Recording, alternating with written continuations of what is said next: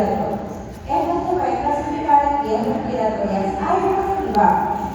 Esto es de gran importancia clínica ¿para qué? Para la clasificación como tal clínica y su tratamiento. Eso cuando ustedes lleguen a semiología van a ver la importancia de conocer esta clasificación.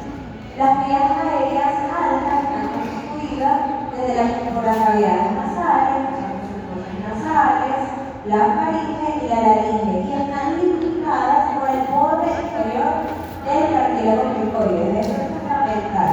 Cuando ustedes les pregunten cuál es la estructura que delimita las vías aéreas altas y las bajas, ¿cuál es la respuesta? El borde inferior del cartílago cricoide. Las vías aéreas bajas, por su parte, están constituidas por tráqueas, bronquios y alveolos. Esto es clasificación anatómica. Ahora, desde el punto de vista funcional, entonces cuando vamos a profundizar, tenemos que lo vamos a clasificar en porción conductora y porción respiratoria.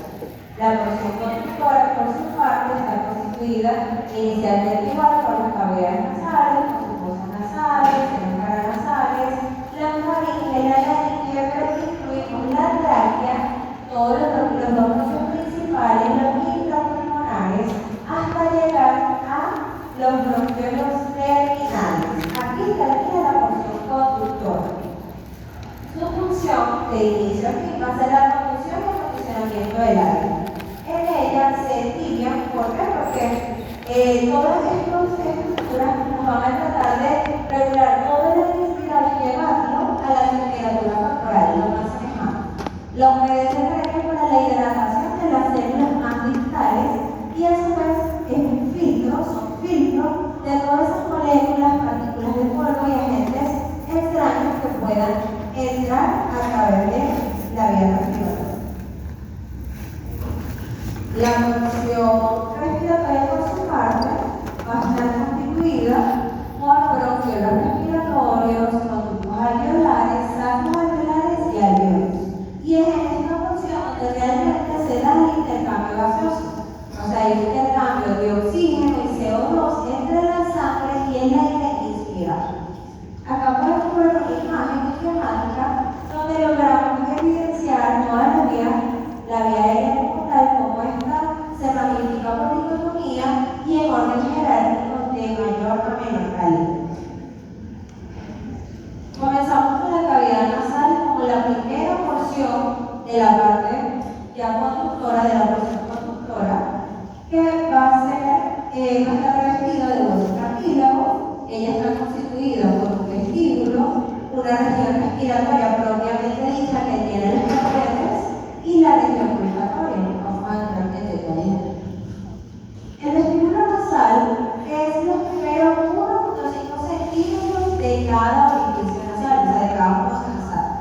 Ella tiene un revestimiento primario, como conocen de anatomía microscópica 1, el revestimiento primario es un epitelio plano estratificado o amplificado. Tiene unas estructuras especiales llamadas vibrisas, que son estos pelos terminales que vamos a evidenciar acá, que van a filtrar, ellas tienen función de filtro de todas las partículas en el aire inspirado. ¿Okay? Vamos a evidenciar también, no sé si ustedes tienen un computador, no, glándulas sebáceas en esa lámina y vamos a ver una zona de transición cutánea de nuestro epitelio plano, estratificado o fortificado, se va a ir adelgazando progresivamente hasta transformarse en un epitelio respiratorio de la región respiratoria. La región respiratoria va a formar la porción más grande de la mucosa nasal. En esta tenemos unas estructuras que son proyecciones óseas de la pared lateral de cada una de las cavidades nasales, que ellas, su función es generar una turbulencia en todo ese aire inspirado, incrementando así la superficie mucosa que esté en contacto con el aire. ¿Okay? Va a tener la lámina propia que ya vamos a ver, pero en esta imagen, en este corte, logramos evidenciar el cavillo nasal, ¿okay? Cómo divide ambas cavidades nasales.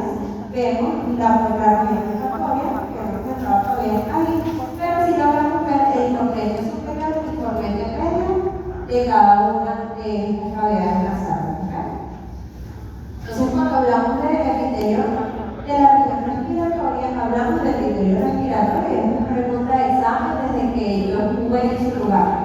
O sea, el epitelio respiratorio nosotros lo vamos a medir así, pero ustedes lo tienen que escribir como epitelio pseudoestratificado, cilíndrico ciliado o células caliciformes. Este es el punto del parcial práctico, o sea, es imposible que no salga. Entonces aquí es importantísimo que ya observen cuando les digo epitelio respiratorio es completo, epitelio pseudoestratificado, cilíndrico ciliado o células caliciformes. Este epitelio está compuesto por todas las células ciliadas, las células caliciformes, las células del cepillo, las células nucleares y las células endocrinas, en orden de importancia, vamos a verlo así, o de cantidad, también lo podemos mencionar así. Acá vemos en este ejemplo, pues cómo están las células ciliadas, las células caliciformes, aquí vemos algunas células basadas. Comenzamos con las células ciliadas como el tipo de celular más abundante de este epitelio. Se dice que por lo menos corresponde a un 70% del mismo. Al microscopio óptico logramos ver que son unas células cilíndricas altas que van a tener núcleos ovales centrales euformados. Son cilios que se proyectan hacia la luz. Ellos describen un engrosamiento en su origen, o sea, un engrosamiento en el origen del cilio. Y por eso logramos ver en esta imagen con tensión de maxilina y oscila como da una impresión de engrosamiento en el proceso. El microscopio electrónico logramos ver los cilios apicales, que están abundantes con mitocondrias en la porción apical de la célula debajo del cilio, porque es de la que le va a dar la energía, el ATP necesario para su movimiento, que va a ser unidireccional. Este movimiento, en el caso de las cavidades nasales, va en una sola dirección, desde las cavidades nasales, la faringe, llevando todo este contenido para su dilución como tal. Mientras que las células ciliadas, cuando están en el epitelio respiratorio, de las vías respiratorias bajas, su movimiento va a ser ascendente, igual va a desplazar todas esas partículas y llevarlas hacia la vía respiratoria alta o hacia la porción inicial del esófago para su dilución igual. Por lo que su función es del barrido mucociliar para limpiar el epitelio. Entonces, si no le señala una célula ciliada y dice su función, ¿cuál va a ser? Para la limpieza del epitelio. Porque podemos preguntar no solo la estructura, no solo las células, sino también la función de cada una de estas cosas que acabamos de mencionar. La célula caliciforme, por su parte, es la que le sigue en cantidad al epitelio respiratorio. Ellas se van a encontrar dispersas entre el resto de las células, sobre todo entre las ciliadas. Al microscopio óptico la vamos a ver como unas células ópticamente vacías, que tienen una dilatación apical, un núcleo que está basal. ¿Por qué? Porque todo ese contenido apical empuja el núcleo, lo rechaza. Y vamos a evidenciar que en las funciones de macrocilina y oscila, estas van a ser ópticamente vacías porque no tienen su contenido. Mientras que en funciones como la reacción de Fast o el ácido proteínico de Schiff, estas gránulas se van a tener con su alto contenido de lipoproteínas. Ojo con eso también, porque le pueden poner una lámina con una reacción más positiva. Ustedes tienen que identificar que es una célula caliciforme. Vamos a identificar que es caliciforme en la reacción Fast porque se ven pintaditas en todo esto que vemos aquí, moradito por su confusia muy intensa.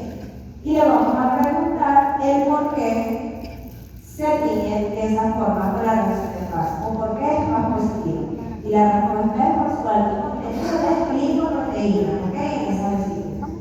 Al microscopio electrónico vemos mucho más detalladas las vesículas de mucinógeno, porque es un endoplasmático rugoso que es abundante en un aparato de Golgi supranuclear.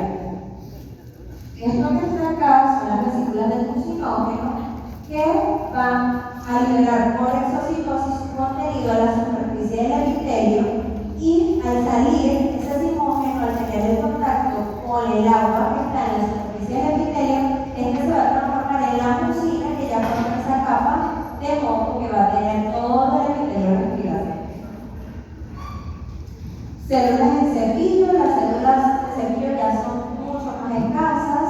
Al microscopio óptico las podemos cítricas, eosinófilas, que se les va a ver el borde del cepillo muy escasito. Se logra evidenciar mucho más es el microscopio electrónico, donde sí se notan esas microvellosidades rojos apicales con cúmulos de quimioreceptores, vesículas y aparato de Golgi.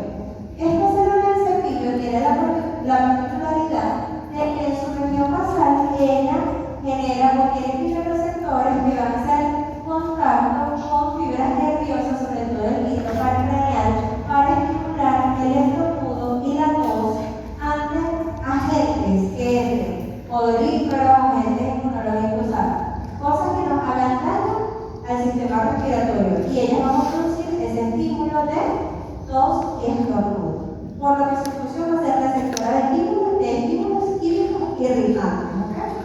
Entonces, muy pendiente. Las células granulares neuroendocrinas son células pequeñas, basales, que van a estar muy dispersas en el hemisferio, que las vamos a diferenciar de las células basales en sí por la presencia de gránulos en su interior, que son densos y basales al núcleo celular. Se asocian con fibras nerviosas formando los núcleos neuroepiteliales, y la función es que secretan los mediadores para la regulación de reflejos también, como del estornudo y la tos. Las células basales van a estar muy pequeñitas, ubicadas en la porción basal. La disposición de sus núcleos va a dar un aspecto también de engrosamiento en relación a la lámina propia de este epitelio. Y su función, que son células madres pluripotenciales, que ellas van a dar origen a toda la línea celular ubicada en todo el epitelio respiratorio. La lámina propia, así ya hablamos del epitelio respiratorio, la cavidad nasal también tiene una lámina propia que va a ser algo tejido conectivo lazo celular, un tejido conectivo denso y irregular, y un tejido linfoide asociado a mucosa. El tejido linfoide asociado a mucosa va a estar rico en plasmocitos, en mastocitos y en macrófilos. Esos son los tres tipos celulares que más se consiguen acá. Vamos a tener también glándulas mucoserosas mixtas, y plexo vascular en la cavidad nasal, que es una línea, un entrelazado de arterias que van a desviar que se haya inspirado, y es fundamental su ubicación. La región olfatoria, por su parte, va a estar ubicada en el pecho, en la parte superior del tabique nasal y el corteza superior. La mucosa olfatoria es un epitelio pseudoestratificado cilíndrico, ciliado, pero que su característica distintiva, si es grande, va a ser que no hay células caliciformes. Entonces, ¿cómo se van a dar ustedes una lámina en práctica? ¿Cómo se dan cuenta de la diferencia entre los epitelios respiratorios y olfatorios? Porque este no tiene células caliciformes. La lámina propia es del tejido conectivo denso irregular, tiene las glándulas olfatorias de boca, y el hombro y fibras nerviosas. Esta región, miren cómo se ve acá, el epitelio olfatorio, si ven que se ve pseudoestratificado, igual con esa disposición y presión a tener múltiples capas celulares, pero en realidad una sola capa, es ciliado, pero no hay ni una célula caliciforme que se corte. Y en la lámina propia, las glándulas de boca, que son esas glándulas mucoserosas mismas. Entonces es importantísimo para ustedes fijar este tipo de lámina, porque no se les va, a veces se les va a poner a muchos momentos para tratar de generar un poco de dificultad, pero la relación anatómica va a ser la glándula de boca y que no se vean células caliciformes. ¿Me explico?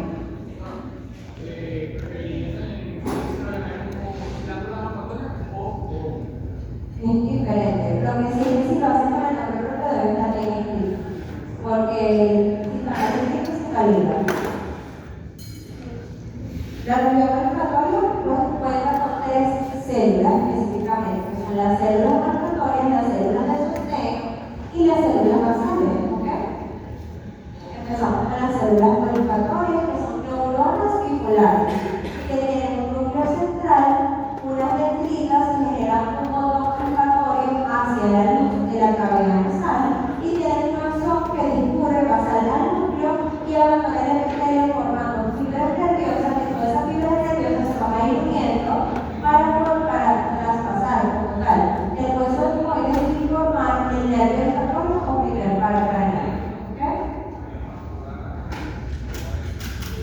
Las células de sostén son células cilíndricas altas de núcleos ovales apicales. ¿Qué le van a aplicar?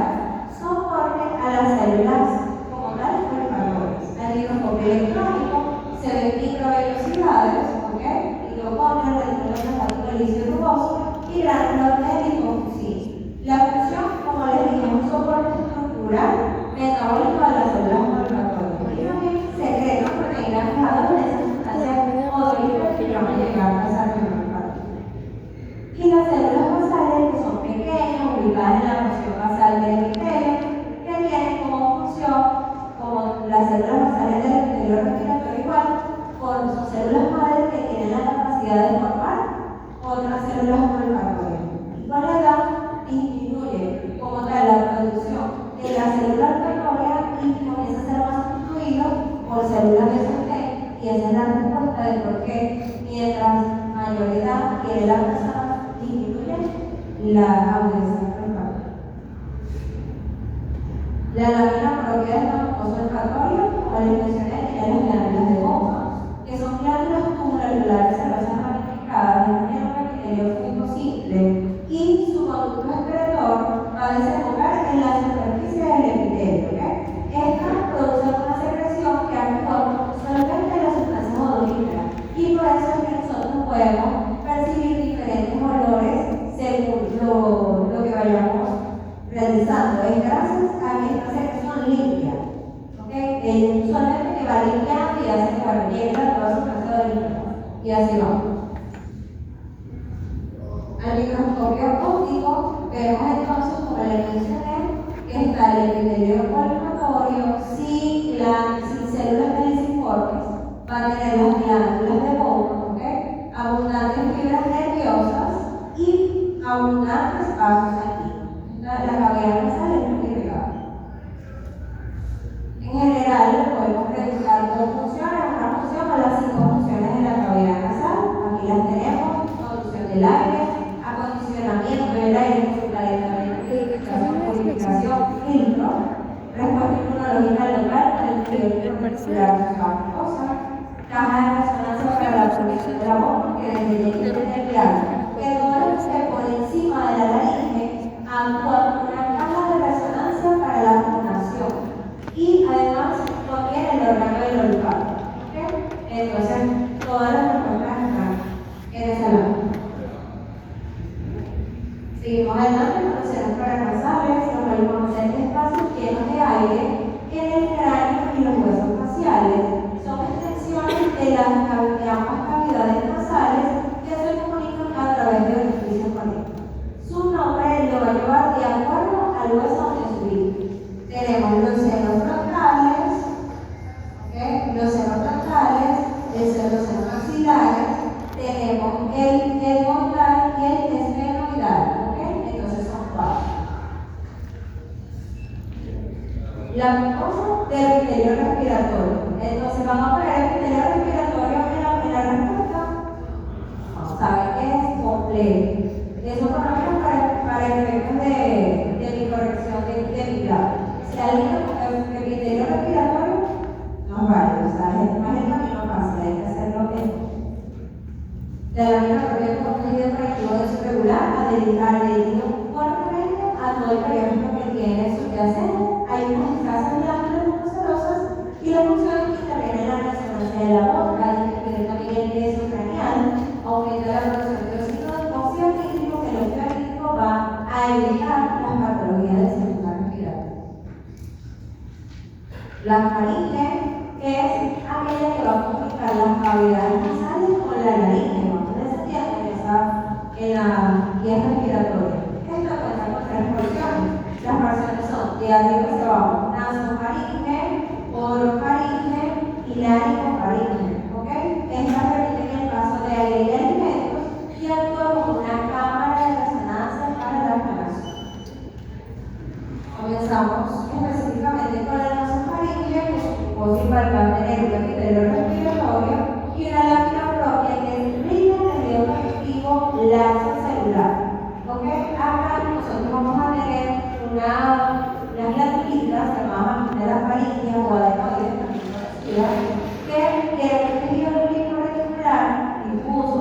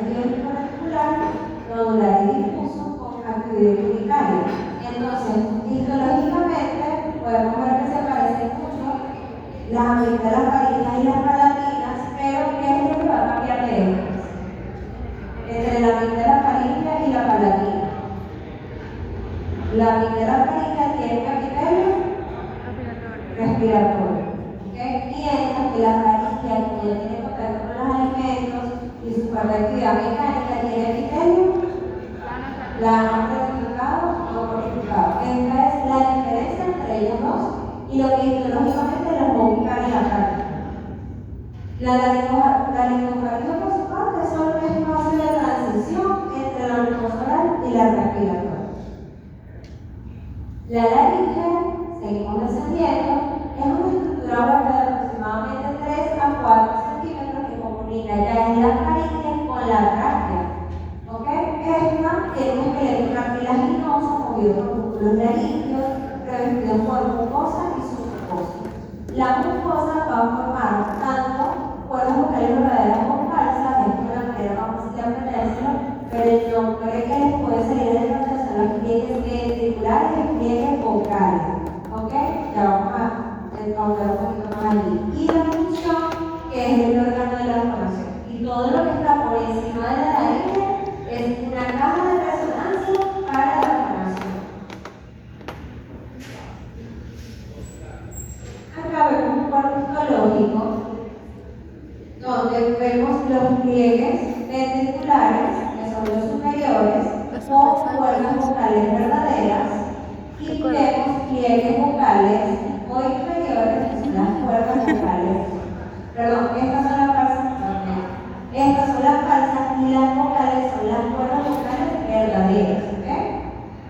En el centro es la hendidura glótica o glotis, y es ahí como tal donde se produce la voz. ¿Okay? La fonación. Y acá a los lados son los ventrículos que vamos a tener derecho e izquierdo separando ambos pliegues. ¿Okay?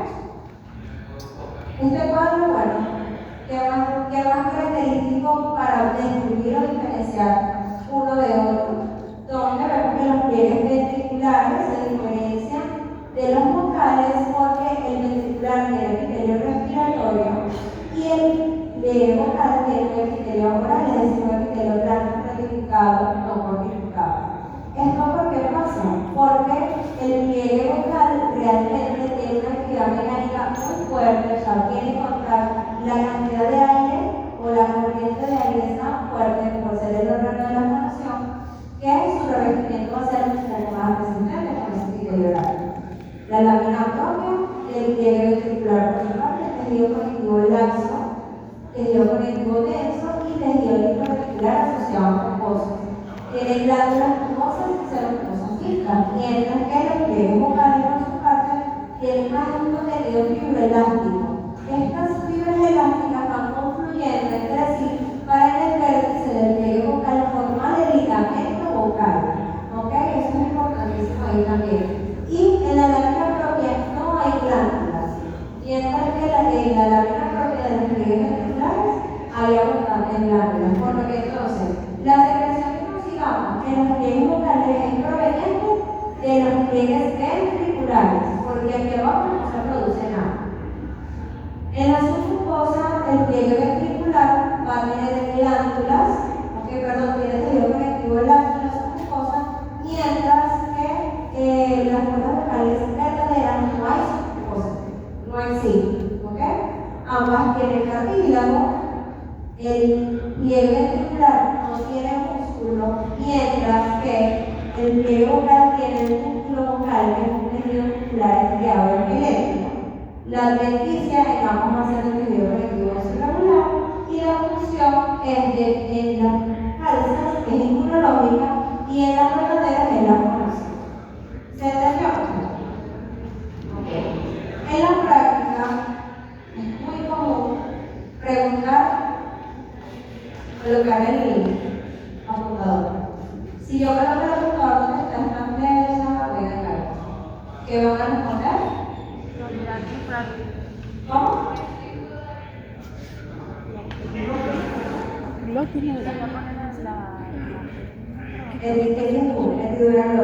Hendidura glótica o glotis. Entre ambos pliegues vocales, la glotis. ¿Ok? Y este músculo vocal, el ligamento vocal, se va a encargar de modular la apertura o cierre de esa cuerda vocal verdadera para la producción de la fonación. Por eso es que tiene músculo y la otra, porque realmente lo que encima de la que se mueve es la cuerda vocal verdadera, la que se va.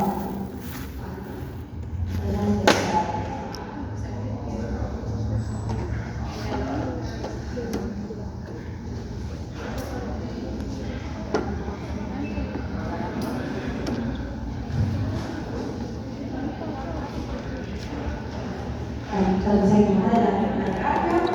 La tráquea va a ser una estructura de aproximadamente 2.5 centímetros de diámetro, es tubular.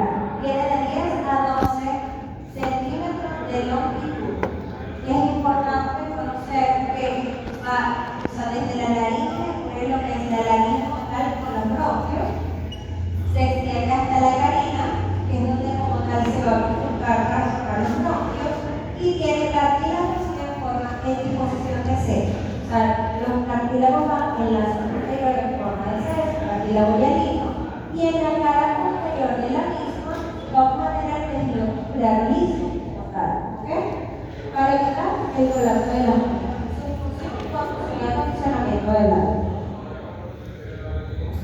Acá podemos ver con más detalle el epitelio respiratorio, lámina propia que va a tener algo tejido igual que tejido conectivo lazo celular. O sea, todo esto marca todo lo que es respiratorio tiene tejido conectivo lazo celular y tejido conectivo denso regular.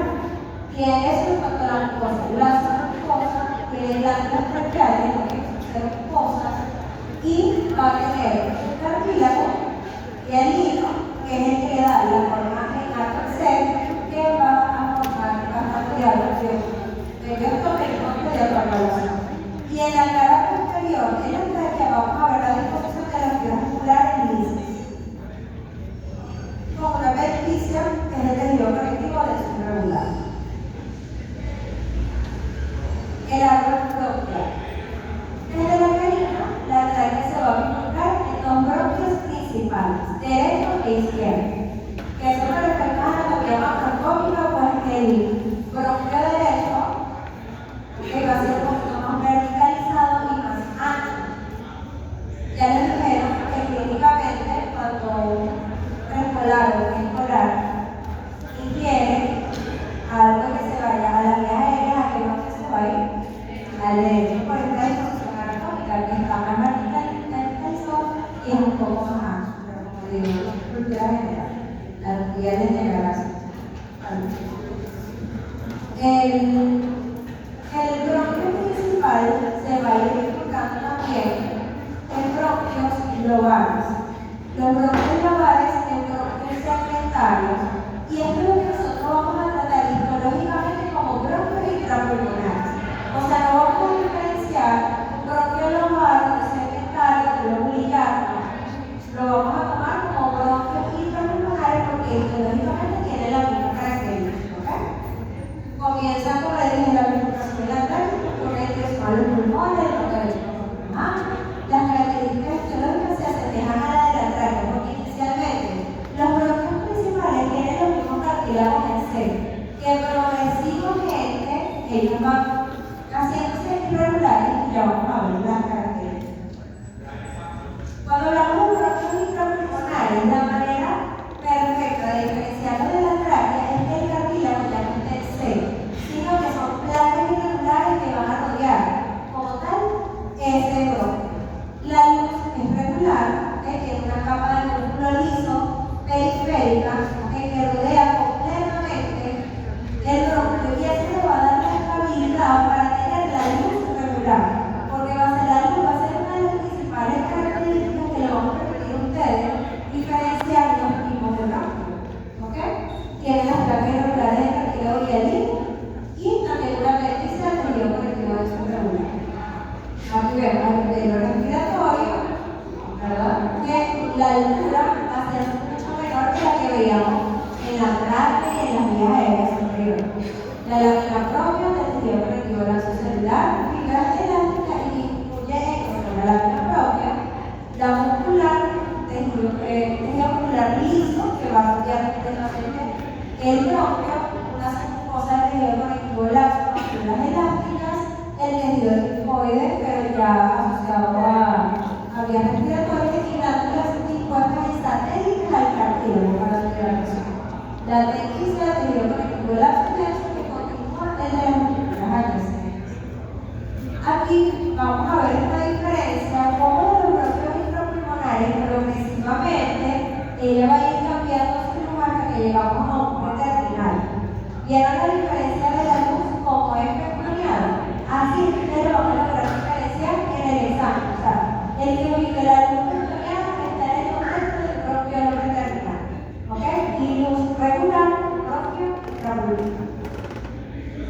¿Qué es lo más característico además de la luz? Que en estos bronquios no hay cartílago hialino, ya no hay placas cartilaginosas.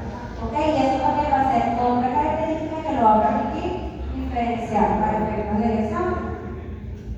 Epitelio cilíndrico simple, ¿ok? Comienza a bajar mucho más el espesor del epitelio, ¿ok? Comienzan a aparecer las células de clara y ya están muy escasitas las células caliciformes. O sea, están presentes, pero a veces cuesta mucho ubicarlas a la microscopía óptica. ¿Ok? Pero sí están. La miopatía del tejido conectivo lapso celular y fibras elásticas, ¿ok? Una muscular de tejido muscular liso igual, que va a rodear todo el bronquio y la textura del tejido conectivo lapso y tenso irregular. Las células de clara que ya entran desde los bronquiolos preterminales van a ser células no ciliadas que van a tener una forma de cúpula aplicada, ¿ok? Aumentan en cantidad desde los bronquiolos preterminales, desplazando totalmente a las células en cepillo, a las células caliciformes y el entramado avancejo en el árbol bronquial. Al microscopio electrónico vamos a ver que el endoplasmático acuoso basal, un aparato de Golgi con gránulos de secreción, creo que tenemos aquí en otra imagen con una atención especial donde logramos ver que tiene los gránulos, ¿ok? De secreción, las cisternas apicales y tienen función de secretar una sustancia destructiva a partir de un gránulo de secreción que simula el surfactante pulmonar, pero hay que tener claro que no es lo mismo. ¿Ok? Eso ya lo vamos a ver más adelante, pero secreta una sustancia que simula el surfactante, una sustancia tensoactiva. ¿Ok?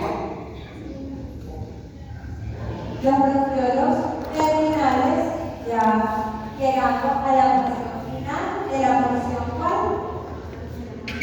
Cuando dijimos, hay desde el punto de vista funcional clasificamos las vías aéreas de porción conductora y respiratoria. El bronquiolo terminal va a ser el final de qué porción?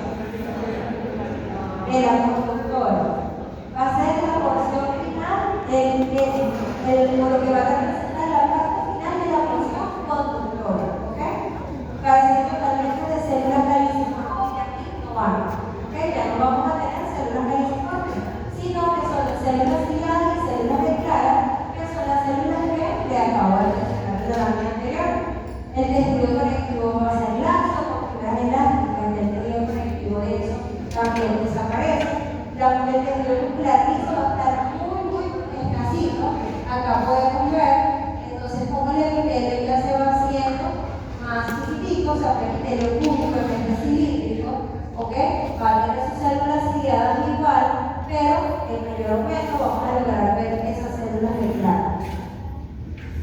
El tejido muscular tiene como se dispone ya cada vez más delgado y tampoco tiene láminas cartilaginosas, ya eso lo dejamos atrás. Aquí logramos ver un corte longitudinal de un bronquiolo terminal que lo más característico que ya lo va a diferenciar del que le sigue es la continuidad de su pared. Pero como el bronquiolo terminal es un epitelio pequeño, como digo, cúbico, pero que su pared no es continua. A diferencia del bronquiolo respiratorio, que en este corte se ve muy bien como la pared es interrumpida. Vean cómo viene acá comenzando el epitelio respiratorio y una vez hay un espacio. Entonces eso es lo que lo va a diferenciar, porque realmente el epitelio es muy similar, pero la continuidad de su pared es lo característico.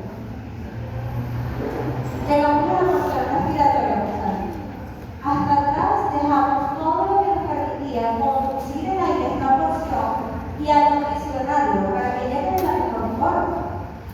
La porción respiratoria, como mencioné en el inicio, está por bronquiolos respiratorios, alveolares, sacos alveolares y alveolos. El conjunto de estas estructuras es lo que vamos a llamar una cinta pulmonar. El sino pulmonar es el volumen del tejido pulmonar que va a estar ventilado por las ramificaciones de un bronquiolo terminal. Acá logramos ver en esta imagen enzimática cómo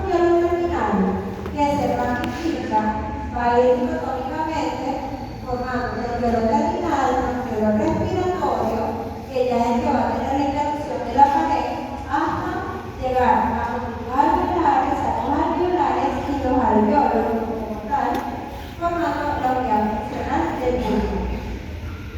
Es importante que sepan que eso está en el programa. Si pregunto la definición, así no haya estado en la lámina, ustedes tienen que saber responder que la unión de 3 a 5 vacilos pulmonares es lo que forma los vacilos pulmonares. La unión de los vacilos pulmonares es lo que va a formar los segmentos pulmonares. Los segmentos pulmonares van a formar lóbulos pulmonares y los lóbulos del pulmón. Así que la cronología, pero es importantísimo que sepan que a partir de los acinos, de 3 a 5 acinos, es que se forma el lobulito. ¿Okay? Completación, ¿cuál es la unidad funcional del pulmón? Ustedes también tienen que conocer que es el ácido. No es tan corto, pero que a veces sí, claro.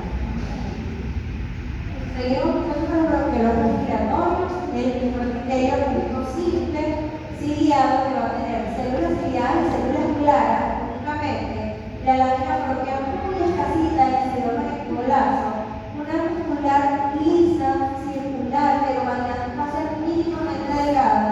Y lo que les mostré acá, que como lo vamos a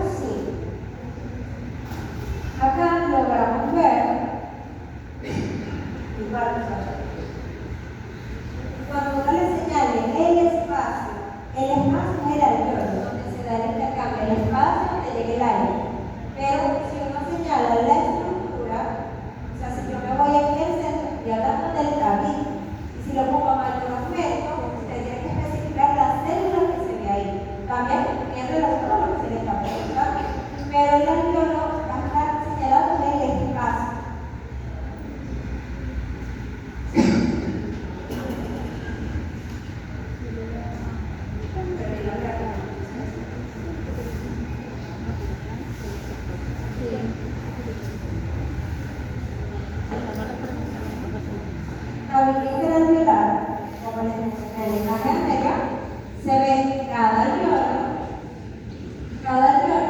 separado por tabique, ¿okay? Por un tabique interalveolar, o sea, entre un alveolo y otro está el tabique. El tabique es una capa de tejido conectivo que va a estar revestida por el epitelio plano simple característico de esta zona en ambas caras del espacio alveolar. El tejido conectivo va a contener fibras elásticas y colágenas capilares, porque ya es una necesidad como tal del intercambio, y células como fibroblastos, macrófagos alveolares, los mastocitos, los linfocitos y células plasmáticas. El epitelio alveolar contiene dos tipos celulares, que son los leucocitos tipo 1 y el tipo 2. El leucocito tipo 1, al microscopio óptico, van a ser células aplanadas, muy delgadas, núcleo central, que va a tener su desglosamiento el citoplasma en relación al núcleo, ¿ok? Núcleo aplanado. Ellos van a revestir del 90 al 95% de todo el epitelio alveolar, ¿ok? De toda la superficie alveolar. Y al microscopio electrónico vamos a ver orgánulas escasas y son los influyentes entre las células con las cuales tiene relación. Estas no logran multiplicarse, no logran formar otro tipo de leucocitos, y su función es que ya intervienen en el intercambio gaseoso como parte de la barrera hematogaseosa. Los tipo 2, por su parte, van a ser los tipos celulares más abundantes, pero los que menos revisten el epitelio, de solo 5 a 10%. ¿Me explico? O sea, hay más leucocitos tipo 2 que tipo 1, pero a la hora de revestir el epitelio abarca más superficie los tipo 1 que los tipo 2. Eso es un trabajo que ves en lo de Jensen, está bien escrito. Al microscopio óptico van a ser células redondeadas acúbicas, como les dije, se ven muy escasamente en este epitelio, con núcleos grandes redondeados. Van a tener los cuerpos laminares y laminares de su citoplasma, ¿ok? Y acá lo vemos en un esquemático, un citoplasmático rugoso y aparato de Golgi. Y viene a estas vesículas, como tal, que es donde va a salir el surfactante pulmonar. Entonces, ¿qué célula es la que produce el surfactante pulmonar? El leucocito tipo 2, ¿ok? ¿Se acuerdan que les había mencionado que hay una célula que produce una sustancia tensoactiva, pero que no era surfactante, es decir, ¿ok? Secreción de surfactante, y este leucocito tipo 2 también va a tener la capacidad de dar origen tanto a leucocitos tipo 1 como tipo 2, ¿ok? El surfactante como tal es una sustancia tensoactiva compuesta por una mezcla de fosfolípidos, lípidos y proteínas, cuya función es disminuir la tensión superficial entre el aire y el líquido que se va a encontrar en ese alveolo, evitando su colapso. Eso es lo que pasa mucho en los recién nacidos muy preternos, que el surfactante no se ha producido. Eso pasa más que todo en los recién nacidos por debajo de 32 semanas, donde las vías, o sea, la vía aérea y los alveolos colapsan, y por eso no hay un buen funcionamiento respiratorio, por simplemente no tener surfactante, ¿ok? Interviene en la respuesta inmune facilitando la eliminación de material de estrago. Composición bioquímica está compuesto por los fosfolípidos, específicamente el divalmicoilfosfatidilpolipoDPC. ¿Ok? Proteínas tensoactivas, la proteína tipo 1, tipo A, perdón, que interviene en la homeostasis, el surfactante, la tipo B, que es la organizadora del surfactante, la proteína tipo C, que es la que orienta al fosfolípido como tal dentro del surfactante y lo mantiene, y la tipo D, que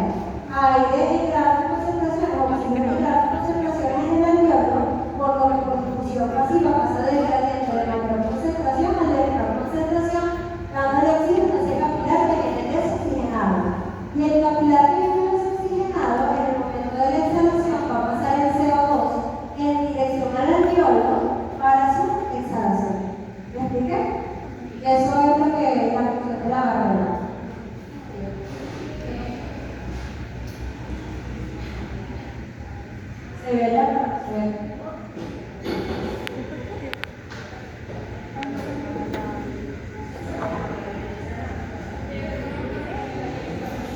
silencio.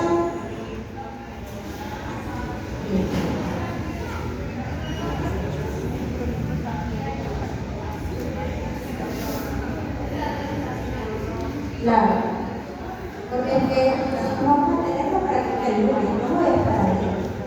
O sea, la cosa de la práctica la hablaremos de práctica mucho más detalladamente. Yo puedo ir pasando por todas las personas, se trata de explicar sin ningún problema. Estamos abundando la teoría, porque si yo pongo a unir teoría y práctica el mismo día, ¿qué vamos a hacer el lunes?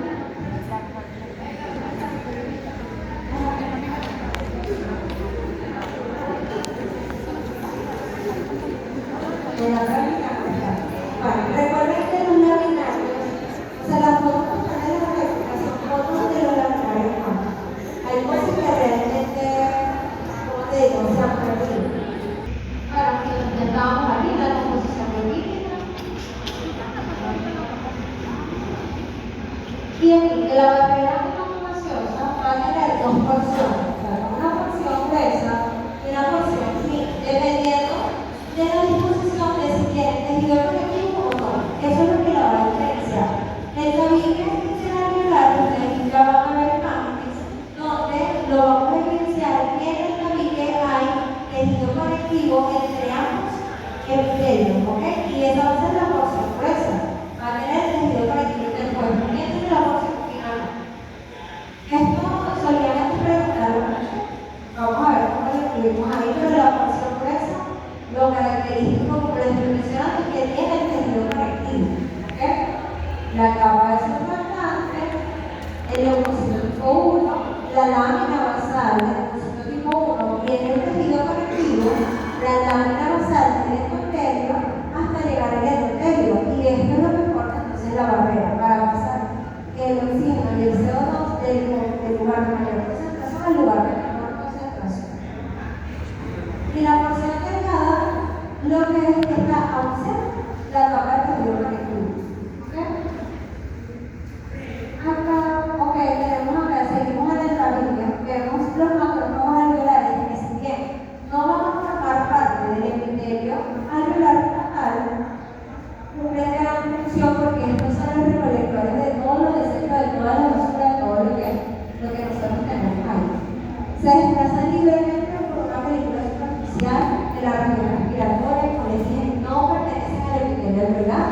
La función es de fagocitosis de las partículas inhaladas para la limpieza de la superficie y abandonar el alveolo. Son los bronquiolos que ingresan al tejido conectivo sistema linfático para entonces desechar mucho más gente. Hay láminas, bueno, tengo memoria de láminas donde el macrófago se ve todo esto negro. Y eso es propio de un adulto donde de personas maduras o que viven en ciudades contaminadas, que entonces van a tener esa división de macrófago muy característico. Pero si no le pregunta célula, ustedes no pueden ver macrófago solo, porque ese macrófago está en ubicación muy específica.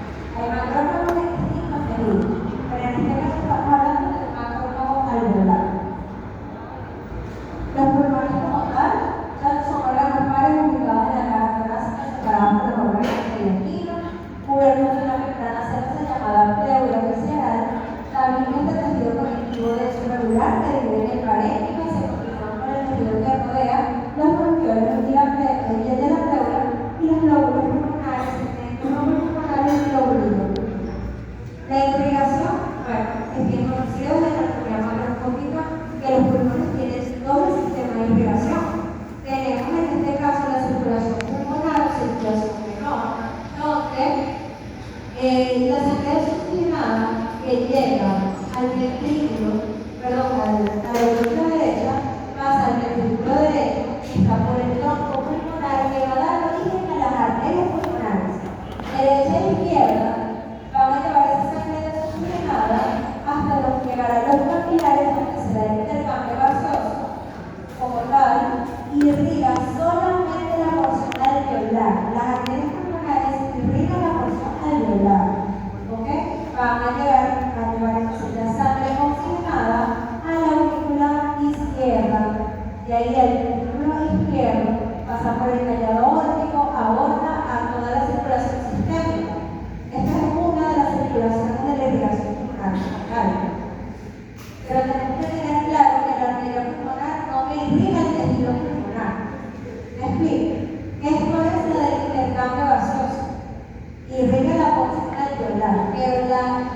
irrigación del tejido del pulmón va a estar dado por las arterias bronquiales. ¿Okay? Las arterias bronquiales como tal, cuando la arteria pulmonar discurre junto a los bronquios y bronquiolos.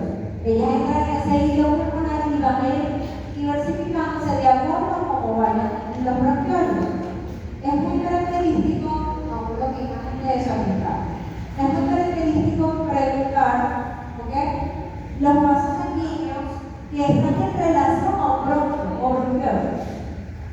El de mayor calibre va a ser el de la arteria pulmonar y el de menor calibre el de la arteria bronquial.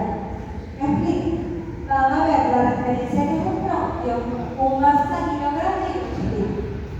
Entonces, el grande es proveniente de la circulación pulmonar y el pequeño de la circulación bronquial. Acá lo que voy a explicar es eso, que las ramas de la arteria pulmonar, bronquial y linfático siguen el mismo recorrido. La circulación pulmonar irriga los capilares y el tabique interalveolar solamente, pero no el resto de los tejidos. Lo que ocurre como tal es el intercambio gaseoso. La circulación bronquial irriga al tejido pulmonar y las ramas de las venas pulmonares discurren por los tabiques del tejido conectivo para entonces llevarse entre los órganos bronquiales. Les expliqué. Y por último, muchachos, la pleura. La pleura es una membrana serosa que va a recubrir directamente al pulmón cuando hablamos de la pleura visceral y la cara interna de la pared torácica cuando hablamos de pleura parietal. Y entre estas dos hay una cavidad pleural. A este epitelio se le conoce como mesotelio. Es un epitelio plano, sí, pero su nombre específico es mesotelio. Tejido conectivo de estructuras elásticas como parte de la mucosa, que se continúa con el tejido conectivo de los tabiques alveolares intercementarios e interlobulares del pulmón. El tejido conectivo de la pleura parietal es mucho más grueso, eso hay que tenerlo bien característico y más fibroso. Entonces, bueno, nosotros no elegimos nacer en Venezuela, tuvimos el honor de nacer en ella. Entonces, de verdad, disfruten su semestre, su carrera al máximo, estudiar la hora